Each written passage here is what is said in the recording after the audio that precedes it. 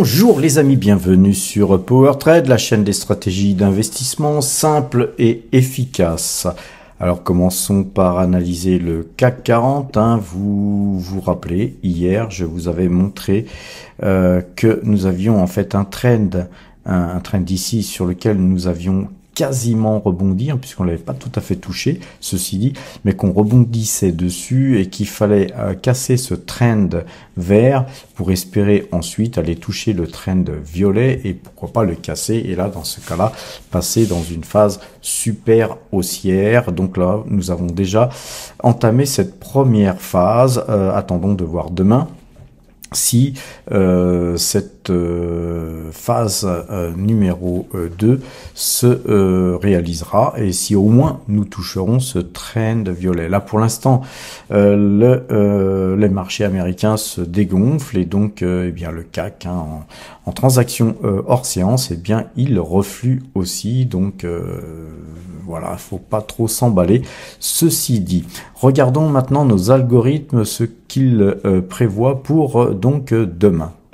Et bien donc sur Metastock, nos algorithmes qui étaient passés acheteurs, vous voyez la flèche verte ici, c'était donc l'achat que nous avions fait hier.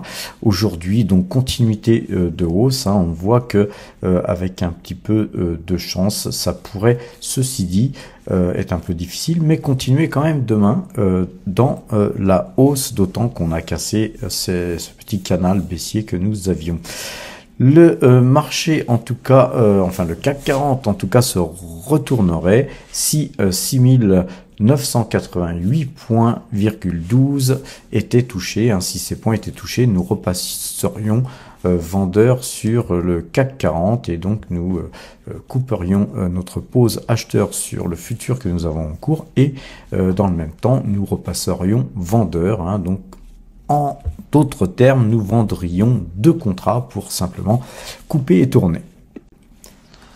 Le DAX, quant à lui, rappelez-vous, il y avait un trend qui était très fort et nous l'avons cassé aujourd'hui. On l'avait cassotté un petit peu jeudi et puis mercredi, pardon, et puis là nous l'avons complètement cassé aujourd'hui jeudi. Donc on va voir si vendredi, pourquoi pas, le DAX essaierait d'aller tester un petit peu ce plus haut là que nous avions. Là ça nous ferait une belle hausse dans ce cas. En tout cas la moyenne 2 jours 12 jours est elle toujours acheteuse, nos algorithmes sont acheteurs, le trend est cassé, donc en fait on a quand même un scénario qui s'annonce pas mal sur le DAX. Regardons un peu sur Metastock ce que nous donnent nos algorithmes, à peu près à l'issue de ce qui se passe sur le CAC 40, on a aussi la même configuration et donc notre point de retournement sur le DAX serait 15 150 points. Si ces points étaient touchés, nous passerions vendeur sur le DAX. Le S&P 500, lui, vient de passer juste à l'instant vendeur, donc à 4350. Nous sommes vendeurs actuellement sur le S&P 500, comme je vous le disais, et donc globalement, il va falloir qu'il remonte. Il a 22 heures, il a jusqu'à 22 heures pour remonter, sans quoi effectivement les marchés européens en pâtiront, ne serait-ce qu'un petit peu. On pourrait voir forcément le CAC 40 et le DAX rebaisser suite justement à ce mouvement, surtout si ce mouvement continuait à baisser sur le S&P 500. Le Brent, quant à lui, il est toujours très vendeur, même si on a eu des velléités de hausse. On a tenté de rejoindre les plus hauts de la veille, mais en vain, le Brent se dégonfle. Donc le Brent est profondément vendeur. La moyenne 2 jours, 12 jours est toujours croisée à la vente.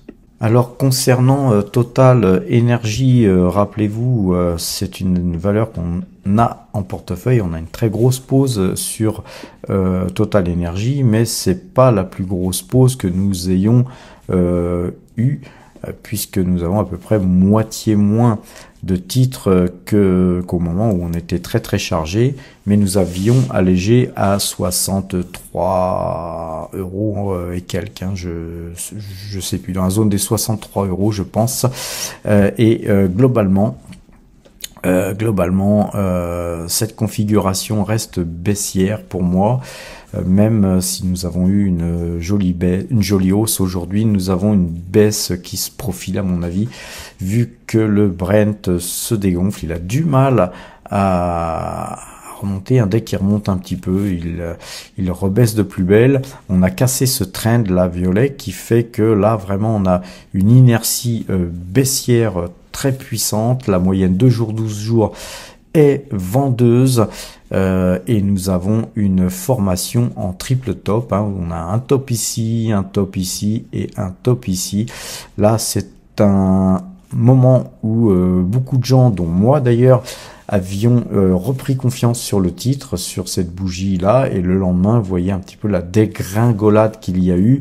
Il a pas fallu plus de 2 jours pour casser ce trend et globalement hein, l'objectif, hein, si on regarde les objectifs, ils sont sur 57, 57, 56, 57, 58 euros, hein, suivant les reprises qu'il pourrait y avoir.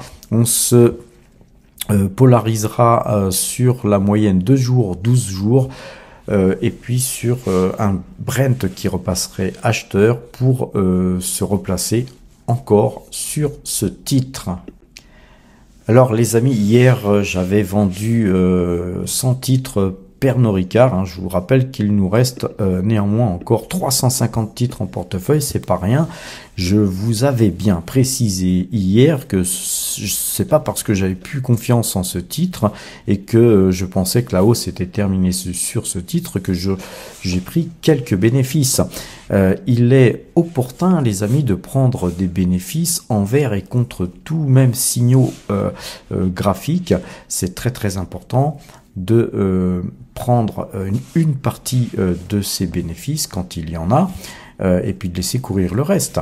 D'autant que je vous rappelle que à peu près dans la période où nous avons vendu du Total Energy à 63 et que maintenant Total Energy oscille sur les 60-61, eh bien nous, l'argent de Total Energy a été en partie sur d'autres titres, mais surtout sur Pernod Ricard, qui est notre deuxième plus grosse position aujourd'hui. Et donc on a bien fait, maintenant, hein, on peut le voir, ça aurait pu ne pas être le cas, mais on a bien fait d'alléger sur Total Energy pour se replacer sur Pernod Ricard. Mais maintenant que Pernod Ricard monte et affiche une valorisation relativement acceptable, bien que je pense qu'elle vaut plus et qu'elle va continuer de monter, n'était-il pas opportun de vendre une partie de nos Pernod Ricard pour augmenter nos liquidités qui représentent plus de 10% de notre portefeuille, on va le voir tout à l'heure sur le portefeuille Power Trade, et globalement cet argent gagné nous permettra d'acheter encore plus d'actions Total, ce qui nous ferait en fait des actions gratuites. Ce que j'essaye de vous inculquer, les amis, c'est que il faut pas tomber amoureux d'une valeur et puis de la conserver toute votre vie en subissant les baisses et en étant content quand ça monte et puis moins content quand ça baisse. Quand ça monte très fortement, on prend ses bénéfices, hein. Moi, si je voyais le titre Pernod continuer à monter, je continuerais d'alléger, et puis si elle atteignait peut-être ses plus hauts ou légèrement plus haut que ses plus hauts, il est bien possible que je solderai complètement la position, parce qu'il y aura toujours des occasions de revenir sur un titre qui a beaucoup monté, puisqu'après avoir beaucoup monté, forcément, à un moment donné, ce même titre, eh bien, il rebaisse. Et puis quand bien même, comme sur Air Liquide, par exemple, nous sommes sortis d'Air Liquide, on n'a pas eu l'occasion de rentrer sur Air Liquide, puisque les cours d'Air Liquide n'ont pas suffisamment reflué. Eh bien, c'est pas grave, on n'achète pas d'Air Liquide. Il y a tellement d'autres opportunités, les amis, que on n'a pas besoin de travailler toujours les mêmes titres. Et A contrario, on va pas non plus travailler tous les titres. Il y a des gens qui me posent des questions sans arrêt. Mais pourquoi tu n'achètes pas tel titre et pourquoi tu n'achètes pas tel autre titre? Je peux pas tout acheter, les amis. Je suis pas assez riche pour tout acheter déjà. Et puis, il faut essayer de travailler les titres que l'on connaît mieux.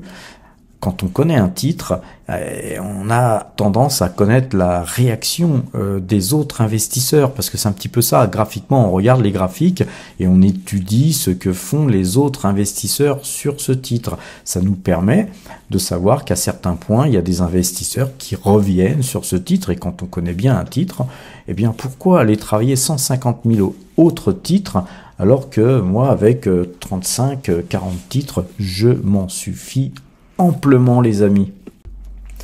Autre titre que nous avions acheté à bon compte, c'est L'Oréal. Vous voyez que L'Oréal se porte là merveilleusement bien. Eh bien, c'est pareil, il y a un moment donné, si L'Oréal continue de monter, eh bien, nous prendrons aussi des bénéfices sur ce titre. Hein. Ça me paraît inéluctable de prendre des bénéfices, parce que il est important d'extraire de la performance. Parce que posez-vous les questions suivantes. Est-ce que vous préférez avoir beaucoup d'argent ou d'avoir beaucoup d'actions? Vous achetez des actions, c'est pour gagner de l'argent. C'est pas pour collectionner des titres et les déposer en portefeuille d'une manière éternelle. Vous faites ça pour avoir suffisamment d'argent pour pouvoir dépenser plus, pour pouvoir acquérir votre indépendance financière, pas pour être un collectionneur de titres. Enfin, tout du moins, c'est ma façon de voir les choses.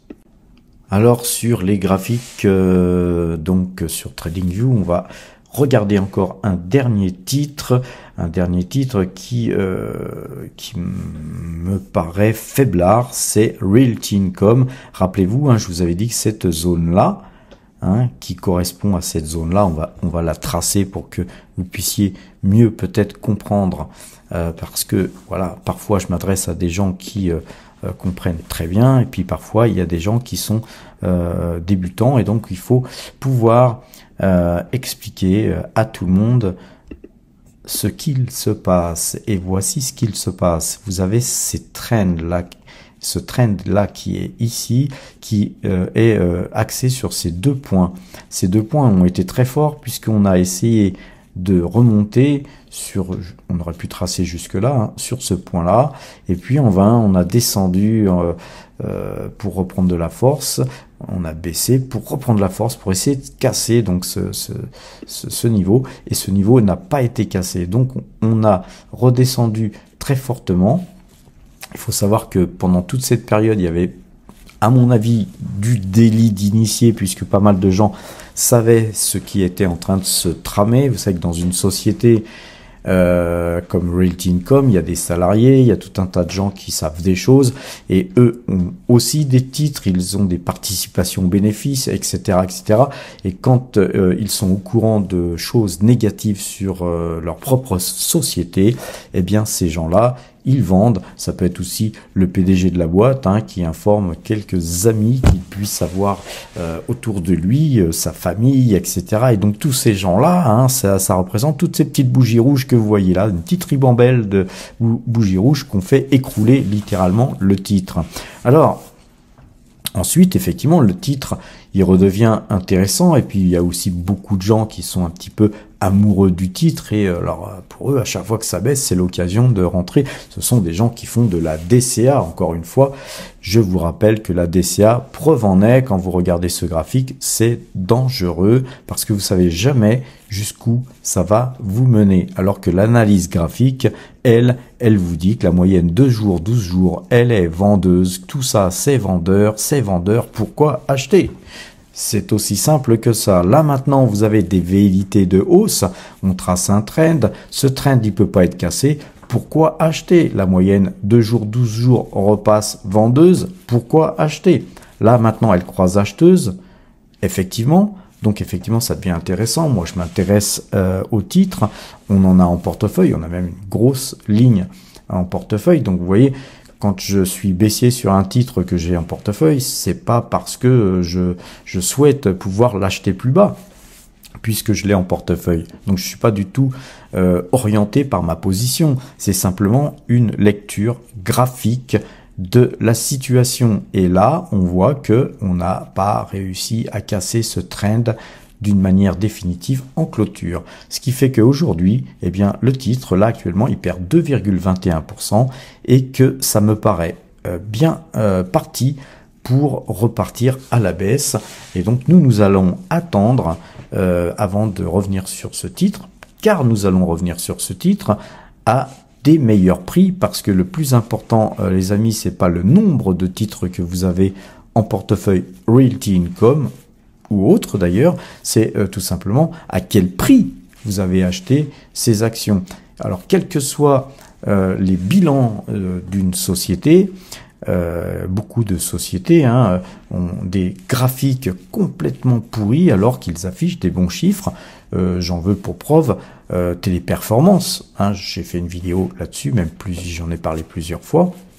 Beaucoup de gens ont fait de la DCA sur ce titre.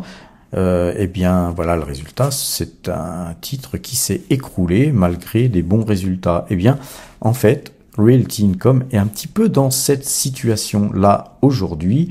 Donc, soyons prudents, les amis, sur Realty Income.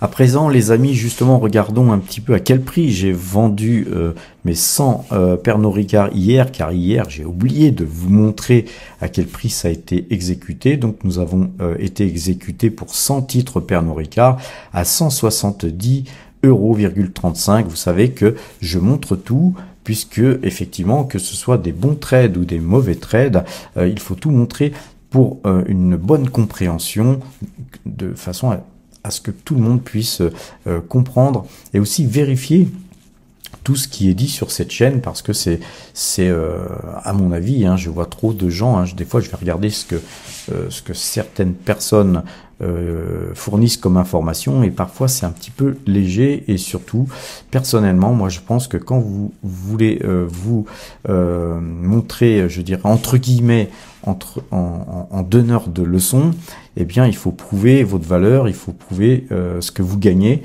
et donc il faut montrer son portefeuille. Et croyez-moi, c'est pas facile de montrer son portefeuille, car le risque, c'est d'être un petit peu prisonnier de ses positions et de ne pas vouloir afficher de mauvais résultats, et donc d'être stressé par ça. Voilà, moi personnellement, j'ai aucun ego là-dessus. Si je fais des pertes, bien vous voyez, vous pouvez les voir tous les jours. Et voilà, en tout cas, un investisseur ou un trader qui ne perd jamais, ça n'existe pas. Donc voilà, moi je me situe dans la ligne des gens qui travaillent, qui montrent leur travail. Après, le travail est bon ou le travail n'est pas bon, c'est à vous de juger, les amis. Et donc justement, venons à présent regarder un petit peu les 3 portefeuilles que PowerTrade gère, de façon à justement surveiller, vérifier exactement tout ce qu'on fait. Et le portefeuille débutant gagne 232,50% depuis le début de l'année. Alors j'ai eu un commentaire qui me disait qu'il fallait que je montre uniquement ce que je gagne sur les actions, c'est-à-dire Total Energy et BNP. Alors déjà, si je ne montrais que ça serait très pauvre. Et puis surtout, c'est pas le but. Le but, c'est de montrer ce que l'on peut gagner avec un portefeuille qui part de zéro, en injectant de l'argent en continuité chaque mois, suivant ce que vous pouvez investir. Nous, on a pris parti d'investir les YouTube AdSense et les primes de parrainage. Donc, globalement, c'est très très simple. Nous avons des YouTube AdSense qui tombent tous les jours. On a des primes de parrainage qui tombent de temps en temps. On en a une qui est en train de tomber. Je vous en parlerai demain parce que je suis très occupé. J'ai pas eu le temps de l'inscrire. On pourrait l'inscrire en direct, mais j'aimerais quand même remercier la personne. J'ai, je pense, oublié son prénom. Je crois que c'est César, mais on va s'en occuper demain. Ça sera, on n'est pas à 2 jours près non plus, les amis. Ce portefeuille débutant, sans cette prime d'ailleurs qui est en train de tomber, donc gagne 232,5% en incluant tout ceci, car je pense que les YouTube AdSense, on gagne gagnait en début d'année 50 centimes en moyenne tous les jours. Aujourd'hui, on est plutôt à 5 euros par jour. Et donc, ça, c'est une économie possible que vous pouvez faire dans vos dépenses, en soit arrêtant de fumer, en allant moins au café, ou en coupant certaines autres dépenses parfois inutiles, les amis, ou tout simplement, ça peut être de l'argent que vous épargnez autrefois et sur un livret A ou quelque chose du genre. Et donc, il est temps, les amis, pour vous, pour ceux qui avaient ce type de pratique, de nous rejoindre et de suivre ce portefeuille débutant pour justement arriver à avoir à peu près le même type de pourcentage. Car beaucoup de gens me disent oui, mais j'ai pas d'argent. Pour commencer, ben voilà, sur le portefeuille débutant, on n'avait pas d'argent il y a 15 mois, on avait 0 euros. Et aujourd'hui, on a quand même 1163,74 euros en 15 mois. C'est quand même quelque chose qui est notable. On aurait pu faire mieux, hein, mais bon, on a des petits YouTube AdSense. Et puis, je vous rappelle que nos AdSense, ils montent progressivement par rapport à l'évolution de la chaîne, puisque nous sommes de plus en plus nombreux sur la chaîne PowerTrade, et d'ailleurs je vous en remercie tous. Donc globalement, sont au portefeuille PowerTrade, qui est un portefeuille père de famille qui existe depuis 45 ans et qui était à l'image du portefeuille précédent, portefeuille débutant. Il y a 45 ans, j'étais débutant, comme vous les amis qui me suivez peut-être, et on avait à peu près des sommes similaires, hein, puisque à l'époque j'étais smicard, je sortais de l'armée, j'étais sous les drapeaux, j'avais pas trop d'argent de côté, visiblement. Je m'en suis sorti en travaillant. Je vous rappelle que j'étais un ex-cheminot, donc j'ai travaillé 12 ans à la SNCF, ce qui m'a permis effectivement de cumuler un emploi peut-être ici ou là de temps en temps, et d'épargner et d'épargner et d'épargner et d'investir, les amis. Si vous ne le faites pas maintenant, si vous êtes jeune, si vous ne le faites pas maintenant, jamais vous aurez un portefeuille comme celui que je vous présente aujourd'hui. Donc rappelez-vous, il y a des liens en description qui vous permettent d'ouvrir un compte chez Fortuneo si c'est un PEA, ou pourquoi pas Boursorama aussi sur des PEA. En compte titre ordinaire, ils le font aussi, mais en compte titre ordinaire, je privilégie DEGIRO pour ma part personnelle. Alors, ce portefeuille PowerTrade, il a bien boosté aujourd'hui puisque les marchés ont monté et que Total a monté aussi. Donc ce portefeuille s'adjuge 21,35% depuis le début de l'année.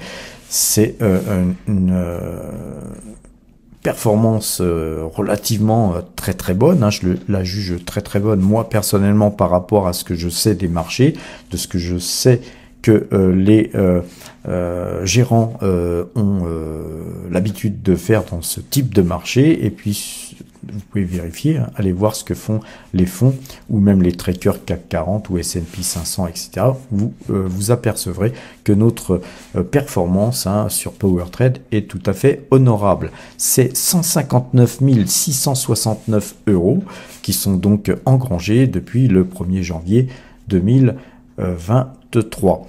Alors, aujourd'hui, nos espèces, hein, là, ont augmenté légèrement puisque nous avions, déjà hier, les espèces avaient augmenté puisqu'on avait vendu du Pernod Ricard. Mais là, aujourd'hui, on n'a que les espèces qui sont donc écrites en blanc puisqu'il n'y a que nos espèces qui ont bougé. Pourquoi nos espèces ont-elles bougé? Eh bien, parce que le coupon Pfizer et les coupons Realty Income sur les différents comptes que nous avons ont donc versé les dividendes. Donc sur DEGIRO, hein, ils nous retirent les impôts, donc ils sont retirés ici. Donc on a des DEGIRO et des Pfizer sur différents comptes. Et donc puisque les dividendes ont été versés, eh bien ils ont été versés sur le compte espèces que vous voyez là, et nos espèces représentent d'ores et déjà 11,82%. Je vous cache pas qu'on est un petit peu comme des vautours à PowerTrade. On plane au-dessus de Total Energy et Realty Income pour attendre le bon moment pour avaler notre proie. Donc globalement, ce portefeuille encore une fois, se porte très très bien et nous allons tout faire pour préserver nos gains déjà, puisqu'il nous reste peu de temps avant la fin de l'année. Il est très très important d'être prudent et c'est pourquoi d'ailleurs nous avons des liquidités. Quand bien même Total Energy ne nous permettrait pas de rentrer au cours qu'on souhaiterait, quand bien même Realty Income repartirait à la hausse et puis que nous n'aurions pas la possibilité de compléter notre ligne du montant qu'on souhaiterait, parce qu'on compléterait quand même notre ligne, eh bien, nous préserverions notre résultat, et ça, c'est le plus important, les amis. Alors, les amis, il est temps de regarder le troisième portefeuille, qui est un portefeuille, on va dire, un portefeuille de gens qui ont l'habitude de travailler les marchés dérivés, notamment le CAC 40 et le DAX. Ce portefeuille est un portefeuille de warrior, hein, c'est quelque chose, les futurs, d'extrêmement dangereux. Encore une fois, petit disclaimer, je ne donne pas de conseils ni sur les actions, ni sur quoi, ni sur caisse. Je vous donne des conseils surtout de comment manager votre mindset, comment analyser une action, comment regarder les graphiques, comment analyser les graphiques et prenez vos décisions fonction de votre propre intérêt, mais surtout aussi de en votre âme et conscience sur les futurs. Là, du coup, je ne donne vraiment pas de conseils, c'est du graphique, c'est des algorithmes. Ceux qui savent travailler les marchés dérivés savent que voilà, c'est très dangereux et s'ils le font, c'est à leur risque et péril. Ils ont en général un gros portefeuille qui permet ce type de perte, si perte il y a, et c'est effectivement quand on est bon sur les marchés dérivés, eh bien on gagne beaucoup d'argent, hein. Par exemple sur ce portefeuille actuel, on gagne à peu près la même chose que le portefeuille PowerTrade, ce qui fait qu'on peut doubler ce qu'on gagne sur un portefeuille en le protégeant ou en augmentant nos pauses d'une manière, on va dire, avec des effets leviers. Et voilà, donc c'est quelque chose de très technique. J'encourage personne, encore une fois, à travailler sur les marchés dérivés. Ceci étant dit, les amis, mais c'est le moment du petit pouce bleu, de vous abonner si vous ne l'êtes toujours pas, d'activer la cloche pour avoir les notifications et puis bien sûr, on en parle aux amis, on partage avec les amis. Alors à présent, observons ce qui s'est passé sur le compteur à pépettes aujourd'hui. Alors, ce compteur à pépettes sur le CAC 40, eh bien, on est gagnant de 79 points hein, sur le trade en cours.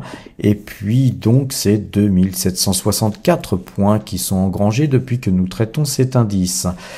Pour réaliser ce résultat, nous avons traité 50 fois gagnant et 48 fois perdant. Le DAX, les amis, nous fait gagner 151 points sur le trade en cours. Ce DAX nous fait gagner 4610 points sur l'ensemble des trades que nous avons effectués sur cet indice. Donc sur le DAX en général, comme sur le CAC 40 et le S&P 500, nous gagnons une fois sur deux. Et donc ce DAX qui nous fait gagner 4610 points, c'est quand même beaucoup d'argent quand on sait que le point est rémunéré à hauteur de 25 € le point. Quand je dis rémunéré, il est aussi coûteux quand vous perdez de l'argent. Hein, quand vous perdez un point, vous perdez 25 €. Et c'est pourquoi je vous dis que c'est très dangereux ce type de marché parce que vous voyez par exemple le trade de la veille nous a fait perdre 129 points. Bah, vous multipliez par 25 €, ça fait quand même une somme et tout le monde n'est pas capable d'encaisser de pareilles pertes tous les jours. C'est surtout ça qui m'encourage à vous dire les amis, n'allez pas sur ce type de marché. Le S&P 500 quant à lui là on l'a vu tout à l'heure, il s'est retourné à 4350. À partir de maintenant, je vais pouvoir vous donner, à partir de demain, je vous donnerai les points exacts. Et donc, eh bien, nous sommes vendeurs sur le S&P 500 depuis tout de suite. Et donc, et d'ailleurs, le S&P 500 cote 4350 au moment où je vous parle. Ce S&P 500 nous a fait gagner 1074 points depuis que nous traitons cet indice. Nous avons traité 29 fois gagnant pour 28 fois perdant pour réaliser ce résultat. Le Brent, quant à lui, nous fait gagner 7,39 pips. Comme vous le savez, nous sommes encore vendeurs sur le Brent. Brent qui nous fait donc gagner 38,98 pips depuis que nous traitons le Brent. Et pour ce faire, nous avons gagné 18 fois et perdu 11 fois. Je vous le rappelle, le Brent est traité avec une moyenne 2 jours, 12 jours. Paramétré à la clôture. L'euro-dollar, eh bien, nous sommes positifs sur le dernier trade, mais voilà, l'euro-dollar, c'est une très petite pause. J'oserais même dire que c'est une pause infini-décimale que nous portons dans le portefeuille Power Trade, mais ça nous permet d'observer les variations sur les taux de change, et ça, c'est important aussi pour estimer le prix de nos actions, les amis. Alors, concernant le compteur à pépette, on fait l'addition de tout ce qu'on gagne. Sur le CAC 40, on gagne 27 640 €. Sur le futur DAX, on gagne 115 250 €. Sur le futur S&P 500, on gagne 10 740 €. Sur les CFD Brent, puisque nous avons 10 CFD Brent, on traite le Brent avec des CFD, c'est 3626 donc euros d'engrangés, et sur l'euro-dollar, ce n'est que 13 € de gagné, mais le total de l'ensemble de tous ces indices nous fait gagner 157 268 €, les amis. C'est un total de 8487 points qui nous ont permis de réaliser l'ensemble de ce résultat. Voilà, donc c'est graphiquement quelque chose qu'on va aller voir d'ailleurs tout de suite. Observons l'évolution de tous les trades qu'on a fait depuis 15 mois sur donc le compteur à pépette avec Power Trade. On voit qu'on est parti de 0 et qu'aujourd'hui, là, ça a un petit peu changé parce que ça a rebaissé par rapport au signal de vente que nous avions eu donc sur le S&P 500, mais bon voilà, on est quand même dans cette zone là à 20 points près globalement. Donc vous voyez qu'on a une belle progression avec parfois des phases difficiles, c'est pourquoi d'ailleurs je vous encourage pas à travailler sur ce type de marché, car ces phases difficiles sont très pénibles pour le système nerveux, les amis. C'est très pénible pour les gens qui ont les nerfs fragiles. Ça peut vous empêcher de dormir, ça peut vous rendre malade tout simplement, car effectivement quand il y a des baisses comme ça, eh bien c'est des grosses sommes qui sortent de votre portefeuille, puisque vous avez tous les soirs des appels de marge. Quand vous avez ici, si vous êtes par exemple acheteur et puis que là vous revendez, vous allez perdre environ 30 000 € par exemple. Et donc c'est une période difficile et peu de gens sont capables d'encaisser comme ça des coups sans arrêt, parce que chaque fois que vous prenez des coups, c'est des doses de morphine, d'adrénaline que votre cerveau envoie, et c'est très fatigant, c'est extrêmement puissant, et donc tout le monde ne peut pas. C'est simple, tout le monde ne peut pas faire ça, et il faut se faire une raison, les amis. Et pour ceux qui y arrivent, avant d'y arriver, c'est parfois de lourdes pertes avant d'arriver à avoir un résultat comme celui-là. Et je fais partie de ceux qui ont eu des lourdes pertes, les amis, et c'est pourquoi je fais ce disclaimer sans arrêt. C'est parce que j'ai vu autour de moi des gens perdre beaucoup d'argent et ne jamais revenir, car il suffit pas de perdre de l'argent pour comprendre. il faut perdre de l'argent, gagner de l'argent, et il faut avoir suffisamment d'argent pour rester vivant dans ce type de marché, pour ensuite, peut-être en plus, arriver à performer comme on performe aujourd'hui.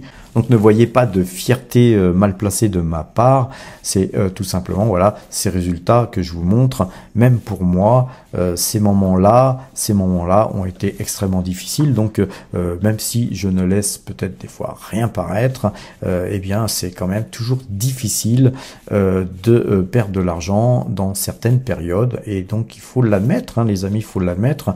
Nous sommes que des êtres humains et ces marchés futurs sont plutôt inhumains à mon sens, les amis. C'est pourquoi je vous encourage pas à y aller. Alors à présent, observons ce qui s'est passé sur donc le portefeuille débutant qu'on a vu tout à l'heure. C'était le premier portefeuille qu'on a vu tout à l'heure. C'est mon portefeuille préféré, les amis. J'aime bien les challenges. Et vous voyez, on était parti de zéro il y a 15 mois. Si vous voulez nous rejoindre et suivre ce portefeuille, vous pouvez le prendre en cours de route, puisque nous sommes seulement actuellement à 1163,74 €. Vous avez bien 1500 € à investir si vous regardez une chaîne sur la finance. Tout du moins, je le pense. Alors, si vous avez ce type de somme et même bien plus, vous pouvez tout simplement ouvrir un compte, puisque pour acheter des actions, il vous faut un compte titre, et nous avons des liens en description qui vous permettront de pouvoir donc ensuite opérer sur les marchés.